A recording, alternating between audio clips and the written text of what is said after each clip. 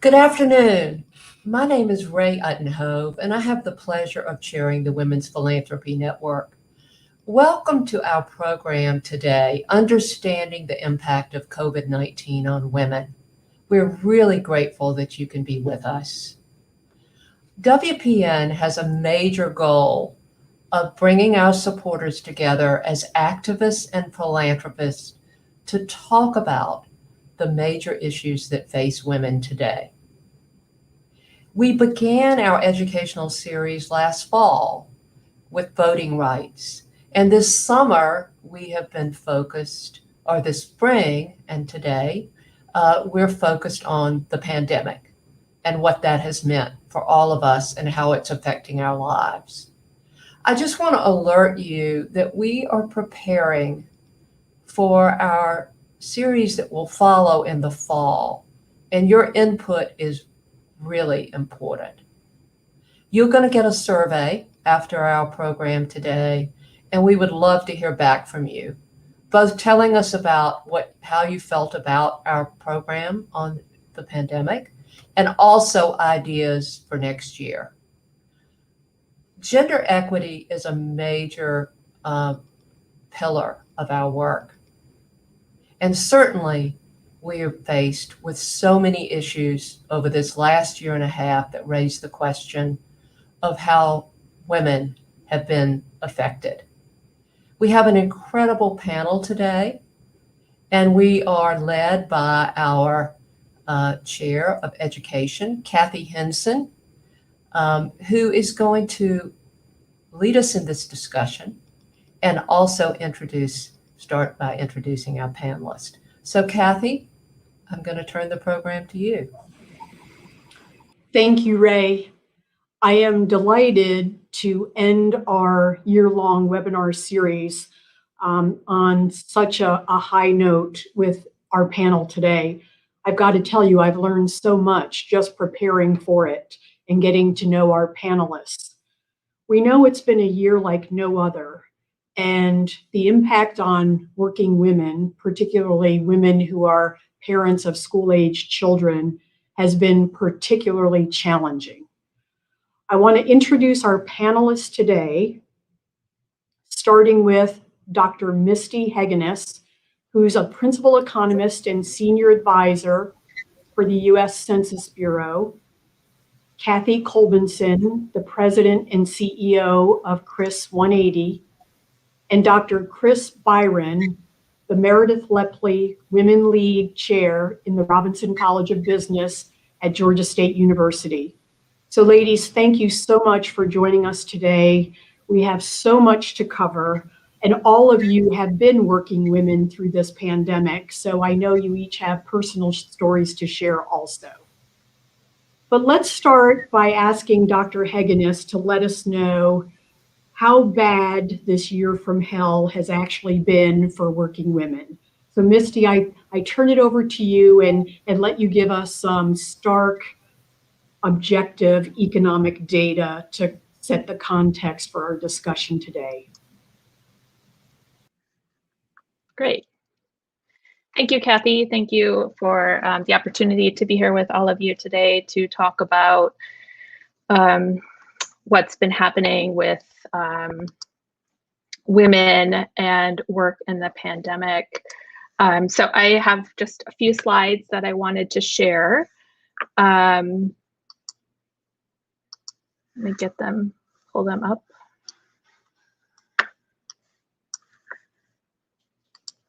So I'm a principal economist and senior advisor at the U.S. Census Bureau. I just want to say at the beginning that any opinions and any errors are solely mine and do not reflect any opinions of the U.S. Census Bureau. So what has been going on with women and work during this pandemic? I think it's important to start at the very beginning before the pandemic kind of majorly hit us. And so if we look back in February of 2020, there was around 60 million women ages 25 to 64 who were actively working in the labor market, about 67 million men. And of those women working, about a third of them, so around 20 million, were women who were living with their own school-aged children. So, when the pandemic hit last March of 2020, it really did have an impact on working women because, there was a large proportion of them who were working and had kids who were in school and then were not in school. Back in the spring of 2020, I did some research on what was going on with parents and work right at the onset of the pandemic. So basically kind of the first week of the pandemic in the middle of March when things started shutting down. And my research shows that it was mothers who really took kind of the initial hit on their employment at the onset of the pandemic. So mothers were 69% more likely to take leave that first week of the pandemic in states that closed early compared to mothers in states that closed late. And there was really no difference in leave take up for fathers. Fathers, however, were impacted. So they worked basically the equivalent of around 1 hour during a 40-hour work week that first week in March. So they reduced their hours worked by about an hour. There was no difference. So moms who did keep on working, there was no difference in the number of hours they were working. And I think just to put this further into context from last spring, it's important to also recognize there was a lot, and there has been a lot of research showing that while fathers did increase unpaid domestic chores and labor within the household after the onset of the pandemic, the increase was not as great as it was for mothers. So mothers disproportionately had an increased workload of unpaid labor and chores and childcare in the household once the pandemic hit. And the other piece too that I think is important to keep in mind is that a lot of mothers have burned through leave, both paid and unpaid leave, to deal with childcare issues. So if you look at leave banks for a lot of parents and mothers, you'll find that they're a lot less robust than they were before the pandemic. So if you think, from last spring up through where we are now, what's been going on, are we back to our pre-pandemic selves? If we look back, again, this is the pie chart that I showed on the earlier slide, where mothers of school-age children made up about a third of all actively working women in February 2020. And if we look at April of 2021, they've almost basically caught up in terms of the proportion of active working women from back in the spring. So you might have heard some of this information in the news media going on around how mothers are catching up. Mothers are catching up to women without children, and they're also catching up to fathers. So mothers were hit the hardest at the very beginning, but they've since caught back up. And that's kind of the storyline if you look at the traditional numbers and the traditional data that we have. But, I'm a working mother myself, and I know lots of working mothers, and I know that that is not telling really the full story. And so if you yourself are a working mother, you might be back to your getting close to your pre-pandemic 2019 self, but this is probably what you look like. So we've all been through multiple marathons at this point. So I want to take a minute here, and I'm gonna shift my screen share. But the New York Times back in either January or February had been reporting on the struggles for working mothers for a while, and they actually developed this hotline that you can call, and I think it still works today, called the Primal Scream Hotline, where you can call in and share anything that you really feel the need to share into their voice recorded space. And so I want to play this little clip that they put together on mothers calling into their hotline. Welcome to the New York Times Primal Scream Line, where the floor is yours to yell, laugh, cry, or vent for a solid minute. I just wanted to say, I'm so sick of my goddamn kids. this pandemic has made me realize that maybe I'm not cut out to be a mother. I am doing my 6th load of laundry today. Oh, God, every day I think I can't do this again. But then I do. I get it. I get up and I do it because that's just what parents do, right?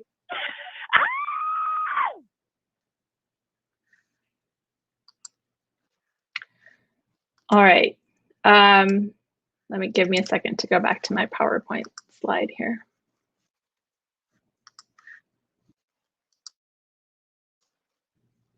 Okay. So, it's been rough. It's been rough on parents generally, but it has been particularly and uniquely rough on mothers. And you can observe this if you just look at all of the content going on in the media around the challenges for working mothers.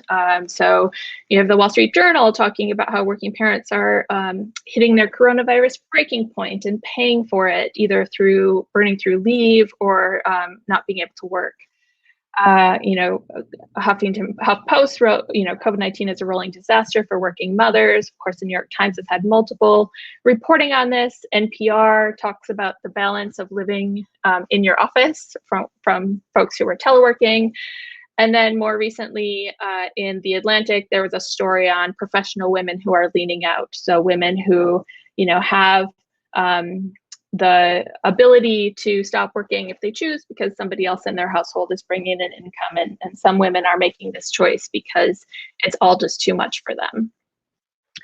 So I want to just kind of wrap up this idea with this piece that I wrote a week or two ago, talking about why is it so hard to understand women in work. I think that there is a component of the way in which we develop our national statistics that is just historically based on kind of a dominant perspective of work that really doesn't grasp all of the nuanced work that women do. And so, in this piece, I argue that as a society, we need to do better, and we need to start encouraging our national statistical offices to produce data that really represents the nuanced lives and the nuanced work of women and men so that policymakers can begin making better, more informed decisions. And so I think we can all agree that even though some of us, have been able to, and women and mothers in particular, have been kind of catching up to others, that it hasn't been easy, that it's been extremely difficult, and that there are still a lot of policy issues that we need to think about addressing if we're going to make work for women. And so here's the Primal Scream line in case any of you feel the need to call in. And then this is where you can find me. I'm on Twitter. I write stories about this topic on Medium, and I also have a newsletter on Substack.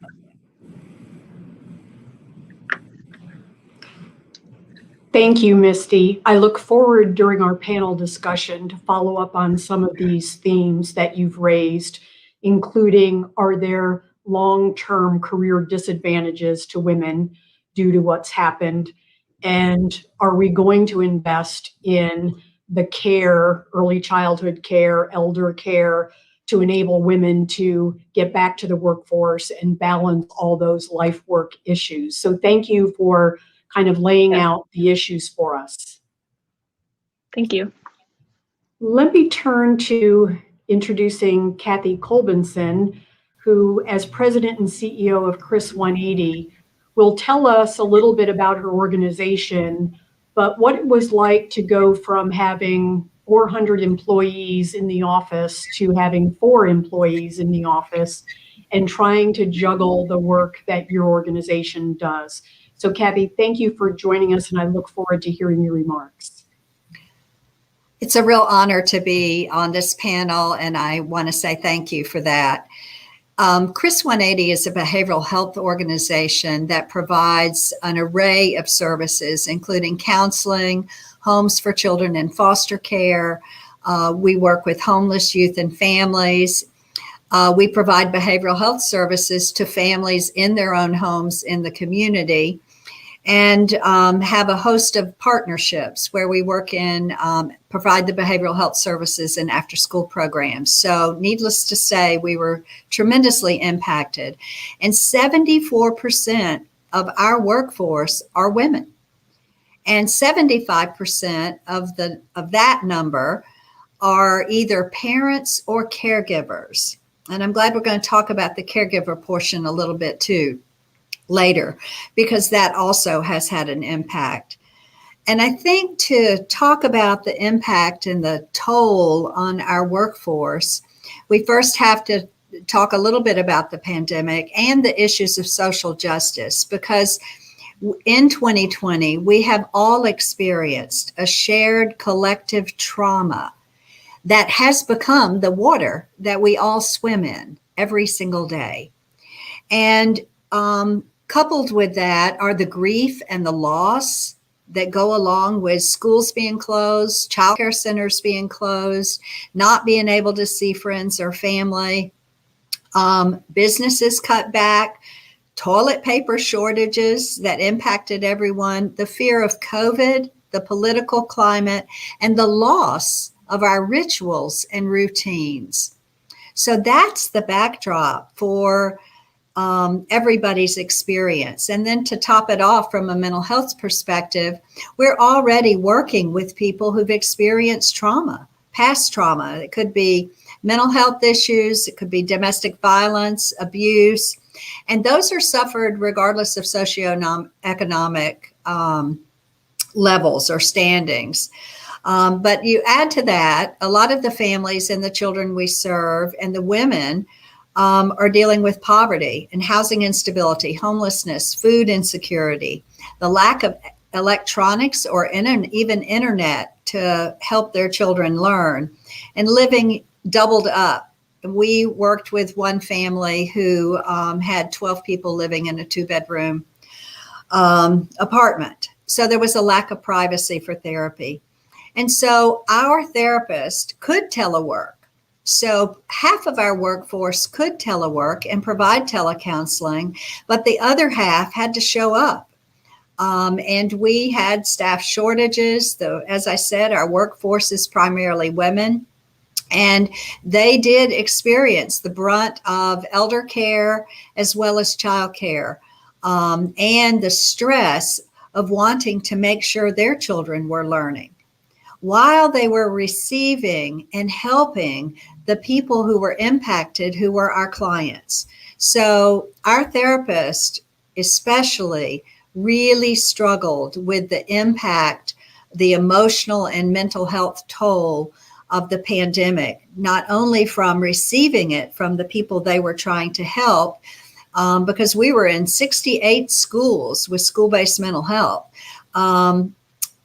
receiving that angst from the children and from the parents, as well as living through their own trauma and their own stress and their own figuring out, because you can't really have a counseling session that's interrupted by your children needing something at that moment. So it was very, very difficult for them to achieve some kind of what are the boundaries that are okay with me, with my children? Is my spouse there or my partner there to help? What to do if there is no one there? Some of our therapists went to working half-time. Some of them worked even less than that, negotiated things with their family. And actually, some of our young employees just packed up and went home and stayed with their family during the pandemic. So it has taken a huge emotional and psychological toll on our workforce as they have still tried to show up for the clients that we serve. And I just have to say, I couldn't be more proud of the work that Kris 180's team has done during the pandemic, because we did show up and families and moms were able to figure out how to negotiate it, because as I mentioned, our in-home working with families, they would pack lawn chairs in their cars and go and work with the families who couldn't be seen through telecounseling. So there was a lot of creativity, a lot of really struggling also with burnout because the difficulty setting their own schedules and setting the boundaries so that they could feel good about the attention they were giving their children and the attention they were giving the clients who were children. So the majority of our staff were able to maintain employment and were able to be flexible. But what we're seeing now is really anxiety about returning to the workplace, afraid of having COVID, afraid of taking it back to the family, struggling because it's still summer, of how to care for their children and begin to show up more in office locations. I think that we're looking at and preparing for really long-term impacts of the pandemic that are related to exhaustion, which Misty mentioned, chronic fatigue, feelings of isolation, and just traumatic reactions to triggers because of the prolonged chronic stress that not only our workforce, but our clients were living under. And what we're in from a mental health perspective, one of the things that we're seeing both in our workforce and with clients is that the exacerbation of the mental health challenges, of the trauma, the stress related to trauma, can lead to attachment issues with children. And then children can develop what's called insecure attachments, which then impacts child development, which then contributes to disruptive behaviors and mental health issues with children. And that parents have really had to struggle with balancing attention they give to their children with attention they give to work, or to, even if you're living in poverty, attention that's necessary to make sure your family has enough food to eat. And, I think Misty mentioned that also it's fallen on women. Although men have picked it up a little, it's fallen mostly on women to care about the children, to care about the parents living in the home or elder care, and to be able to do the housework. Because that's still a burden that's added to the challenges that women have faced in the pandemic that are on our workforce and that are clients that we're working with. So it's been a very, very difficult year. We are struggling right now with hiring therapists and bringing therapists back because so many did make other choices or just said, I'm not ready to return to the workforce full time. It's just too much. I need time to process my own trauma. So it is a real challenge. And I've spent a lot of my time, I call it giving grace, but trying to provide a safe space for the women in our workforce to talk about the things that they're struggling with, because they need to be able to talk about it too. You've got to fill up your own cup, and you've got to learn how to take care of yourself before you can really reach other people. And a lot of women have been very struggling with that tremendously during this time. So I'm going to look forward to questions that people might have about this real life example of the struggles that women have been going through. Thank you, Kathy, so much. I remember when I first spoke with you and you remarking on the loss of structure because of not having school to organize lives around has really so negatively impacted both children and parents, and the lack of the social and emotional connections. And as you just mentioned, women, your workforce, a lot of them are choosing not to come back, but it really isn't a choice when you have no options. Right. So I look forward to, exploring that more in our panel discussion. So thank you. Thank you. Let me introduce Dr. Kris Byron, who in addition to being a full-time faculty member at Georgia State, also does research. And she has found maybe one silver lining in this pandemic. And who would have thought it was due to online meetings that we're all growing a little weary of. But I was so delighted to find out, Kris, that there are some silver linings to the work at home online meeting universe that we've all been living in the past year. So let me turn it over to you to describe what your life has been and your research has shown. Yeah, thank you so much. We were really surprised too. So let me just, preface this by saying, so my main area of research is perception at work. So how people perceive others. And then a closely related area is looking at gender differences, gender diversity at work. And so, we decided to look at these two different things kind of in the age of COVID. And what prompted us to look at this was really some stories that my colleagues at Boston College and at Washington University and at Arizona State, we had noticed in the popular press where there were, you might have seen these examples, a news anchor, who's presenting the news at home because that's where he was presenting the news, and his kid comes in and everybody just thinks this is the cutest thing in the whole wide world. Or a weather forecaster who's, giving the news, forecasting the weather from home. And, his kid comes toddling in and everybody thinks this is the cutest thing in the whole wide world. And we thought, would these reactions have been the same if that had been a female news anchor and if that had been a female weather forecaster? It just seemed hard to believe. One thing that we know from, decades of research looking at gender differences is that there are very few actual gender differences. Gender differences tend to be quite small when we look at them. But what tend to be more sizable is differences in expectations for men and women. So that's where we see the big differences. So we would similarly have expected that we would see those kinds of differences when it comes to kind of these online meetings, that if a woman is, in an online meeting and her kid comes in, that people might not think that's quite so cute.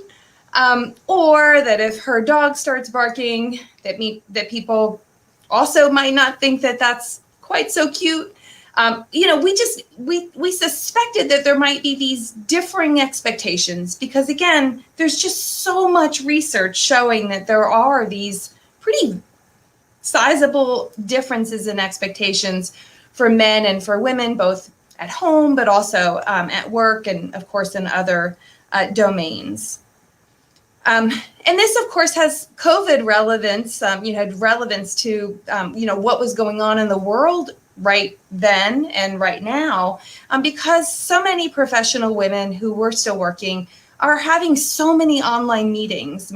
I went from having some online meetings to having just a ton of online meetings, and I'm sure other people share that experience. So we wanted to see, all right, so what are these differences? Are there differences first, and what are they? So we ran a series of studies. We ran them in all different kinds of designs. So we ran a series of experiments, but we also did some what we call critical incident studies, where we asked people more open-ended questions. And what we found across all of these studies, I think probably about 5 or 6, I can't remember how many in total that we ran, what we found was that there were no gender differences. And this is actually a silver lining, and I think quite a sizable silver lining. What we found was instead, when we started looking into this, the richness of our data, was that there were some real bright spots, as Kathy alluded to. Let me just read to you some quotes. So yesterday, I was on a call with 2 other coworkers. We've all been working from home during the pandemic, and people have generally been working very hard to focus on work and separate work and family time as much as possible. It was an important meeting. During the meeting, one of my colleagues' son walked into the room and demanded she open a piece of candy for him. I was so impressed with how she handled the situation. She asked for 1 minute to deal with it and opened the candy for her son, but explained why what he did wasn't appropriate, and said they would talk about a better system for what he could do in terms of coming into the office and times that he needed to wait. The way she was able to parent and also maintain her professionalism was impressive, and I think even more highly of her now than I did before. And that was just one of many, many other examples like that. Again, our study, at least those critical incident examples, were all limited to professional employees. But I'm going to read to you a few other examples because I think they're really telling.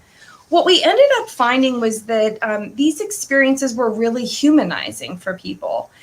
What they offered was some additional insight into people, into their coworkers' lives that they didn't see otherwise. I did a pretty large-scale study maybe about 5 years ago, looking at workplace personalization. So examples of it are behind me.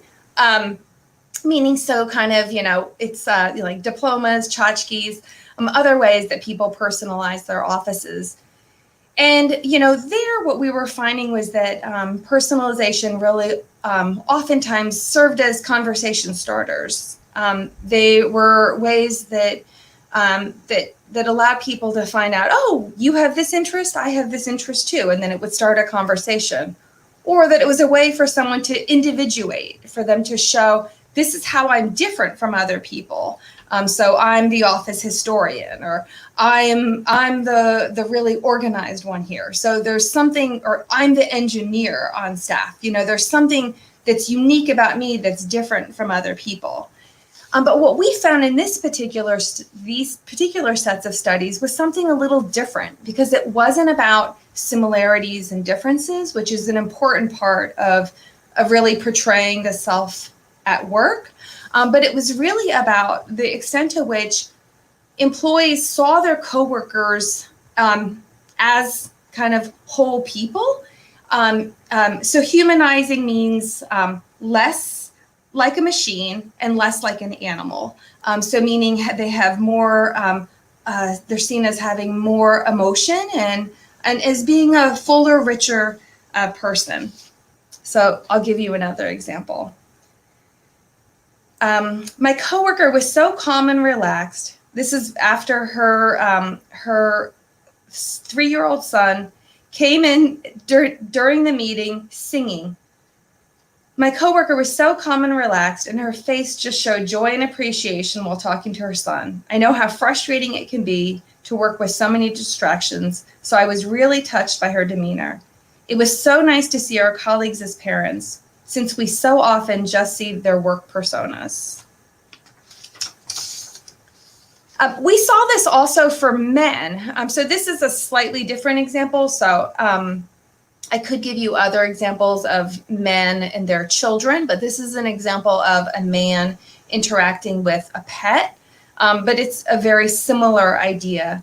On the last video the group had, while he was speaking, we heard a very loud meow. It sounded like this cat was yelling. It was so loud.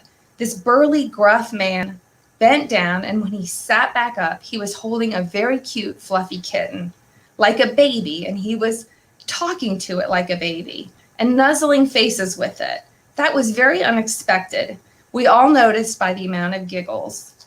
And so there's so many of these, what I find very heartening, again, is this really humanizing, but also seeing people's coworkers as more whole.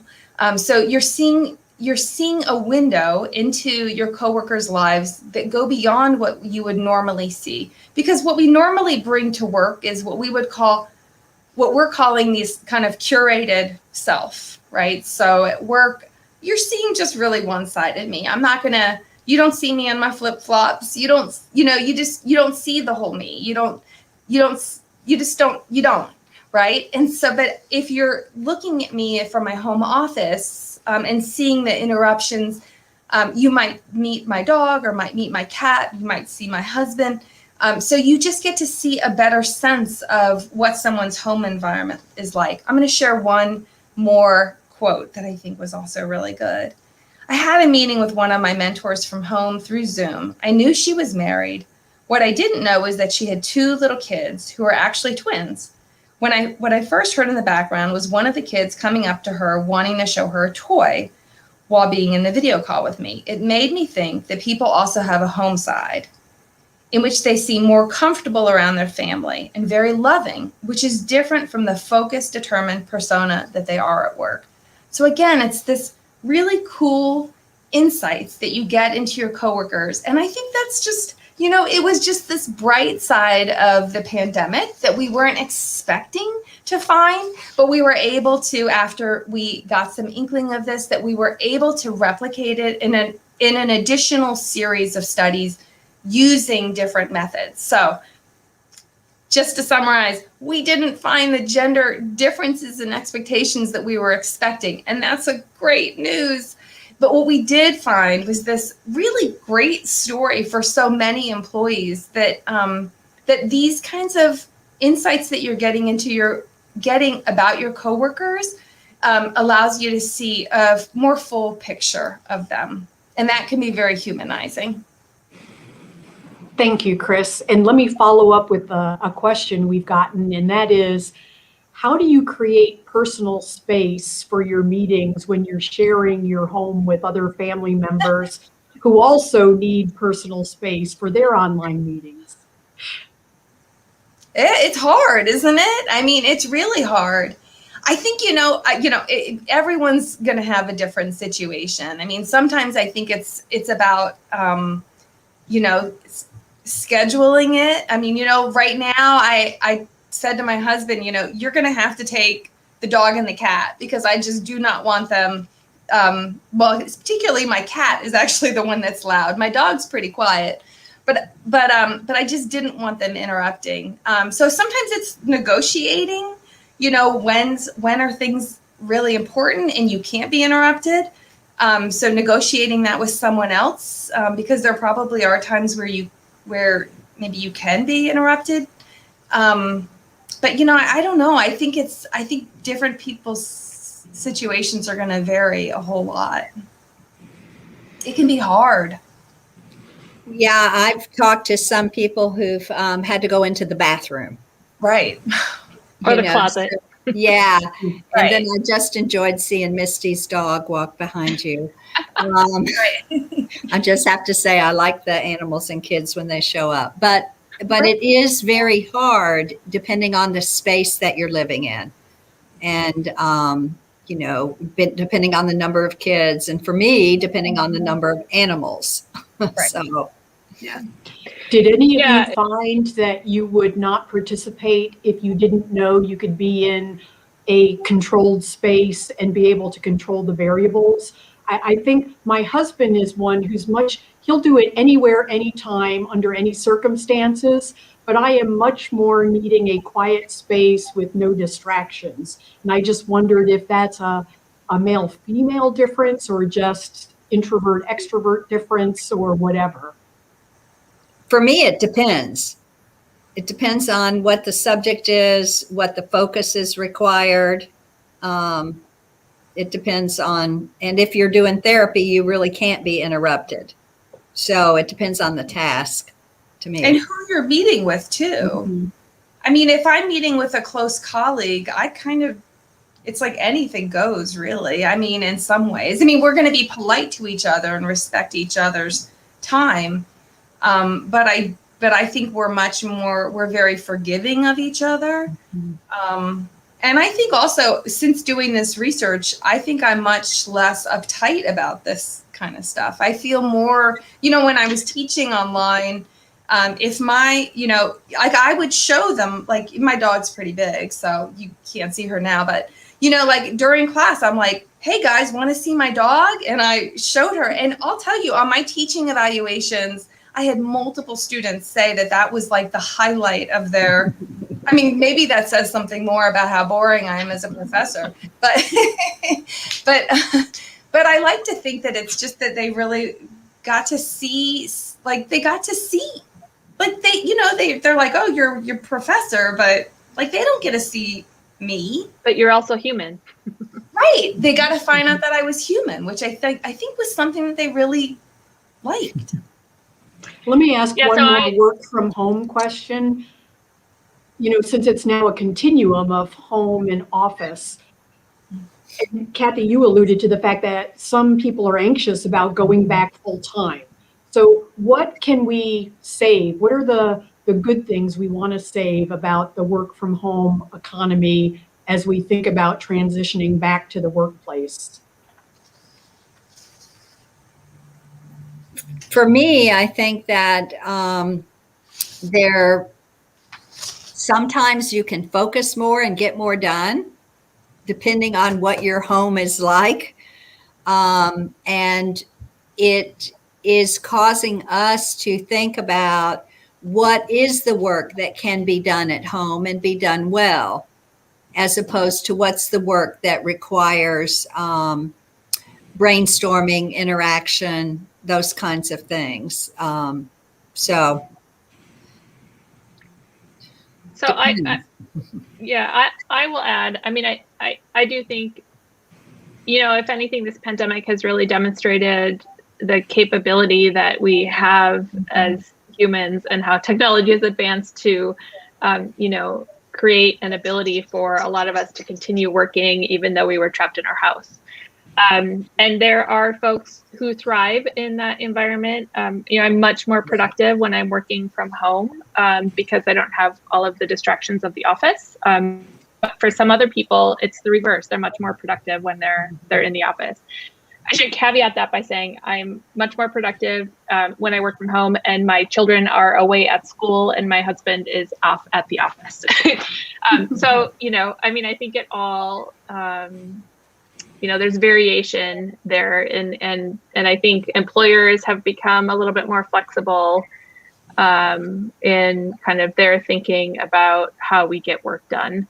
I think flexibility with telework has the opportunity to create lots of additional types of jobs for women that they might not have otherwise been able to have because they're trying to balance family with work. So I think that's a potential positive that might come out of the pandemic as well. And Misty, let me kind of segue and follow up, starting with you, about investing in the care economy. You know, we've all kind of taken for granted the K-12 space that, you know, you just have to get your kid into kindergarten and then you're good until they graduate from high school.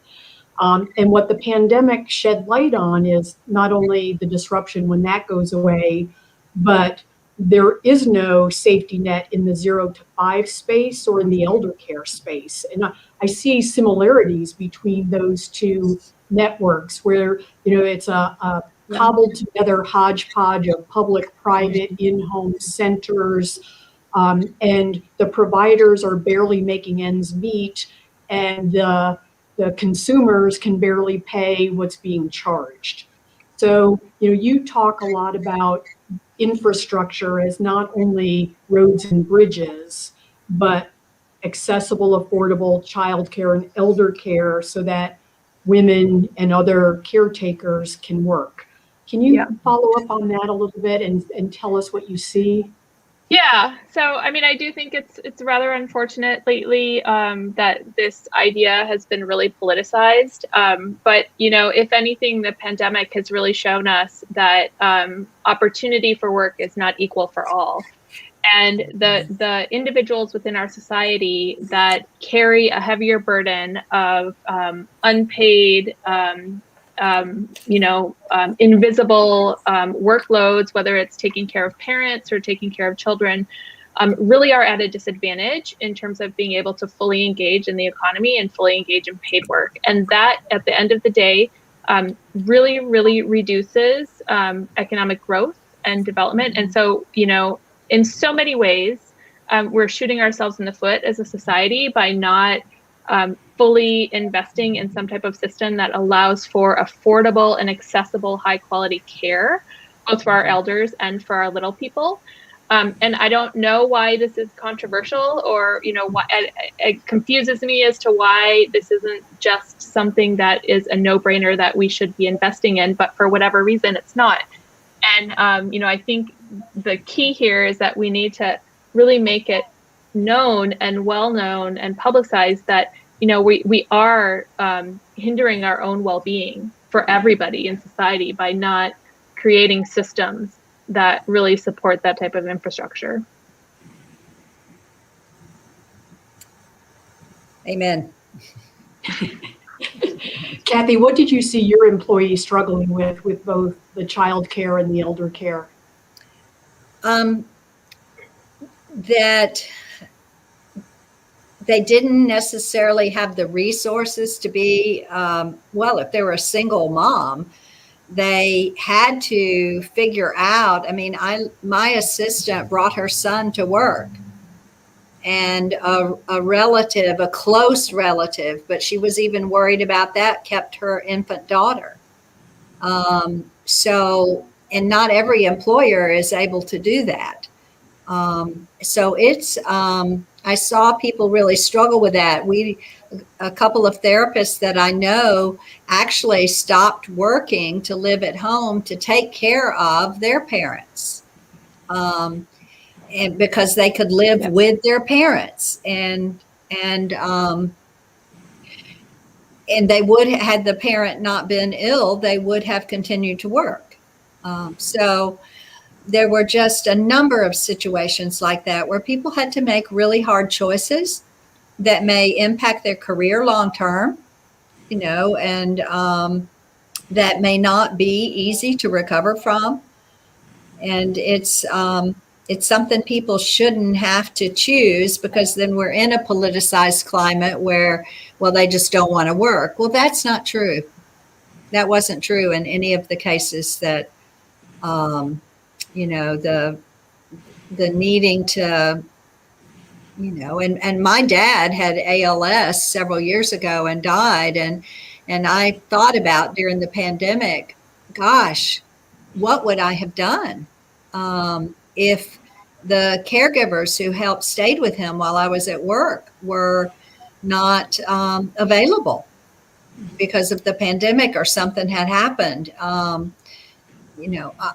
What I would have had to make a very, very difficult choices about what I did. And and I have the luxury of having a lot of paid time off, but, it's just a very, I agree with what Misty said about infrastructure. We need to think broadly about what is the infrastructure that allows our economy, our society, and our people to thrive. And Kris, I'm going to ask you, as our silver lining expert today, given that we were able to see people in their home environments and saw some of the caregiving responsibilities, or just in general, employers becoming more aware of it because they lost employees, do you see the opportunity to change? And if so, how?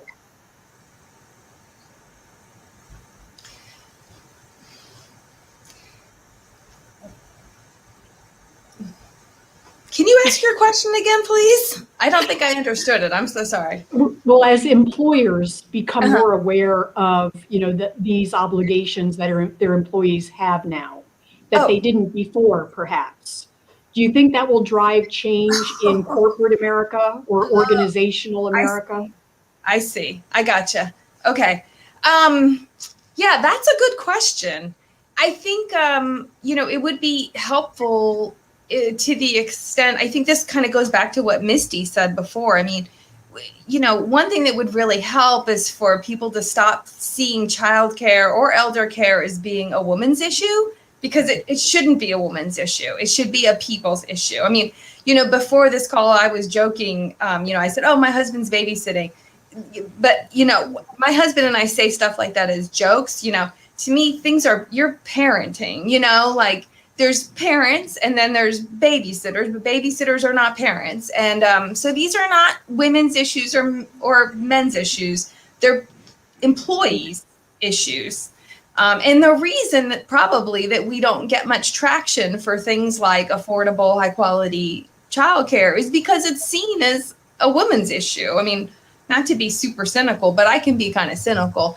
And so, yeah, you know, I think, you know, maybe one of the things that's come out of this is that these parenting issues are not, like, all of a sudden they became not just women's problems entirely, right? I mean, if the kids are toddling through the room at any time, maybe that's a good thing, because now all of a sudden it's not just, you know, it's not just mom's problem, it's dad's problem too. So, you know, will organizations respond? I mean, you know, gosh, that would be really nice. I mean, I know a lot of my friends who work outside of academia are saying that they're pushing their employers to, you know, allow for more flexibility.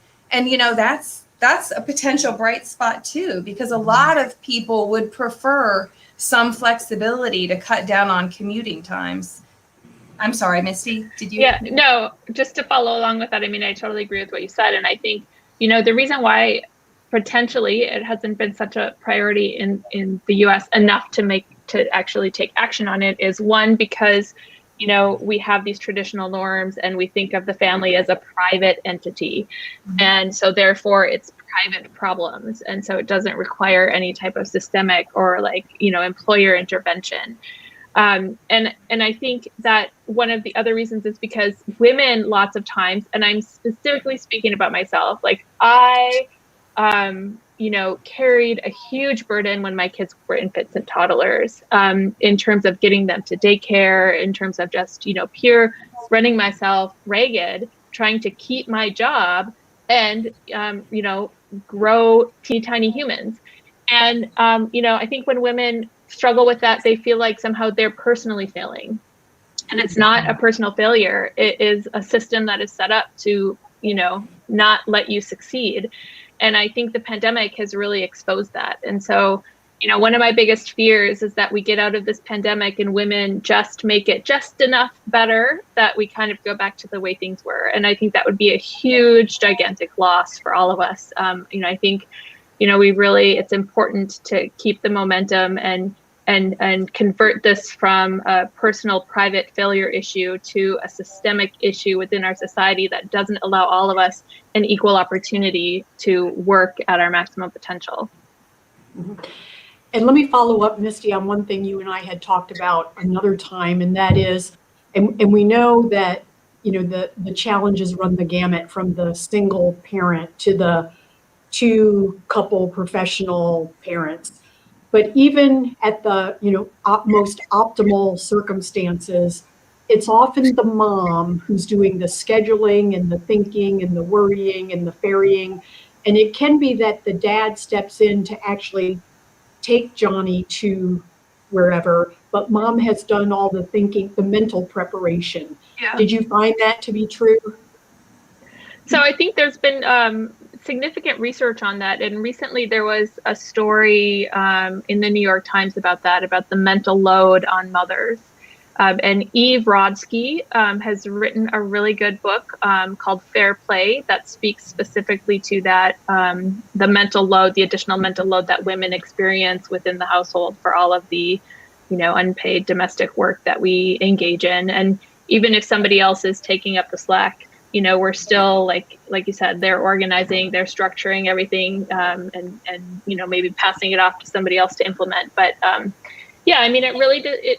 You know, there's lots of ways in which we can all nudge each other towards a more gender equal society. And I think the first step is to recognize all of these things that we don't talk about, all of the ways in which, you know, women are kind of silently carrying us forward, and start, you know, talking about those issues, and then start reprioritizing and actually taking action. And, you know, I think there are some easy ways that we can do that. You know, one is we can teach the next generation. So, you know, if you have son and daughter, if one of them goes out and mows the lawn, make the other one go out and mow the lawn. If one of them does the dishes, make the other one do the dishes.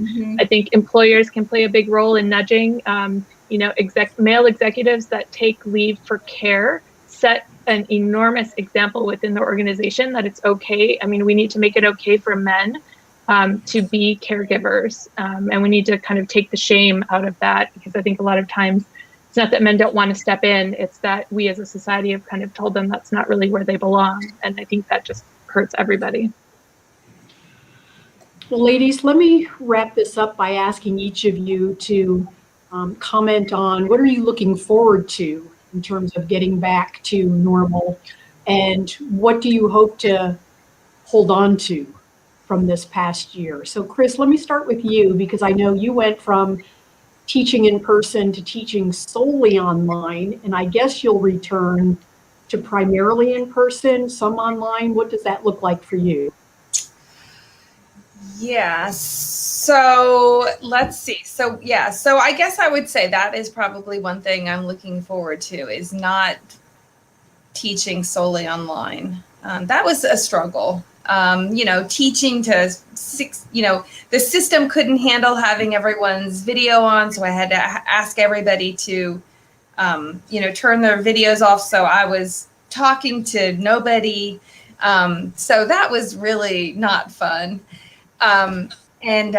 So definitely I'd say for my teaching, I would say I'm looking forward to getting back in the classroom and having, developing those relationships. I teach only MBA students and doctoral students. So forming those relationships, and our doctoral students just got visas. And so they're able to come to the country.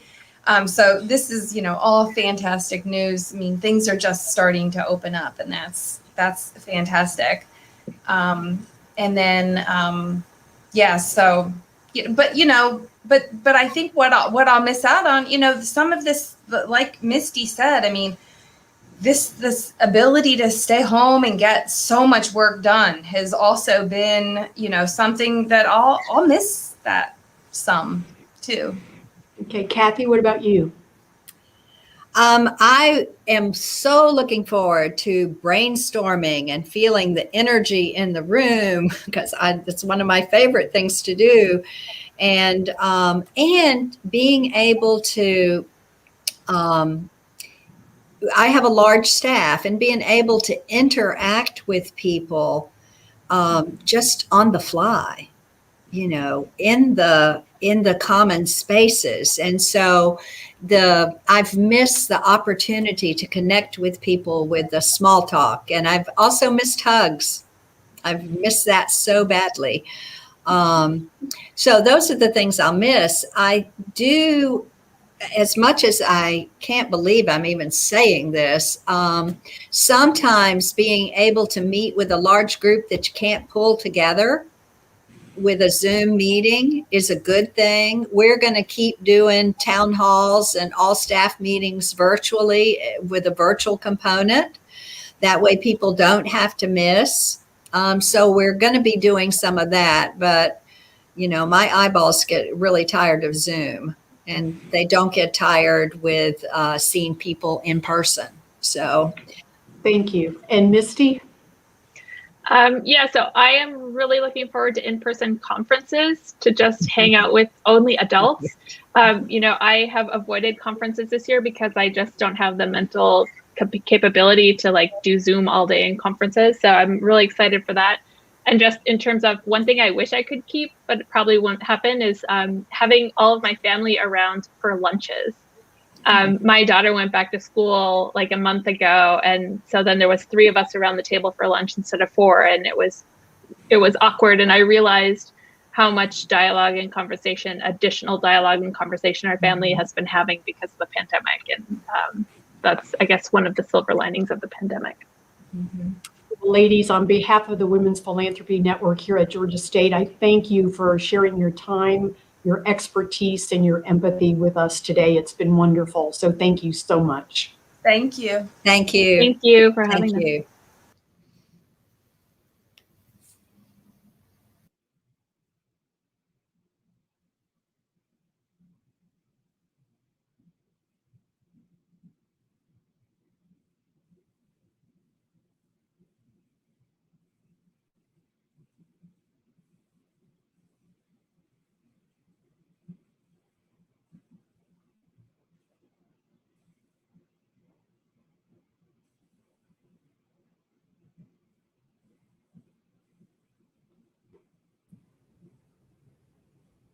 Hi, Hey, we off?